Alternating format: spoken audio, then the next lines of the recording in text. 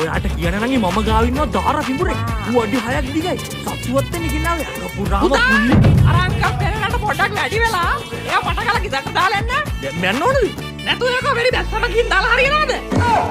මම විනාඩියක් දෙන්නේ මේ පුතාට කරදරයක්ද බං? නෑ කවන්නේ අංකල් ළඟනේ මම ටක් ගාලා දාලා එන්න අපි යන්න.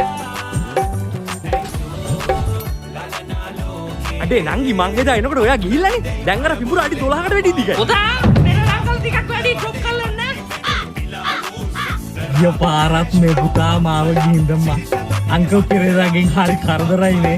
උලන් අංකල් විනාඩි 5න් එනවනේ ටක් ගාලා. ඔයාට මගේ කතාව කියන්න උනේම නැහැ නංගි.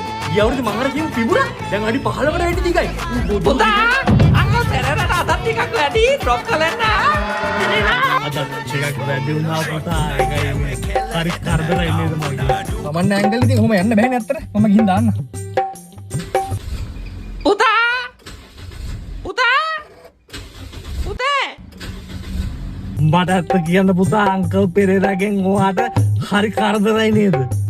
නෑ මොන කරදරයක්ද අංකල්? ඒ වුණාට පුතා මම දන්නවා ඔයාට මගෙන් හරි කරදරයි කියලා. තෝ දන්නවනේ යකෝ මේක මේ මල කරදරයක් කියලා මොන මගුලකටද යකෝ තෝ මේ සැරිසරි මට කරදර කරන්නේ? පුතා මම අර කෙල්ලට යකෝ ගිය අවුරුද්දේ ඉඳගෙන මගේ පිඹුරේ කතාව කියන්නේ. උදේ යකෝ අඩි 20කට වැඩි දිගයි. අනේ සෝරි පුතා. හැමදාම මේ කෙල්ලට මම පිඹුරක දිග ගැන කියනකොට තෝ තාත්තා වුණා.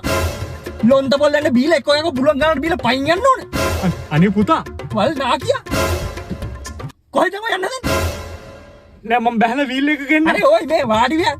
වල් පරයා. Acabou. Acabou. Free drinks in the house.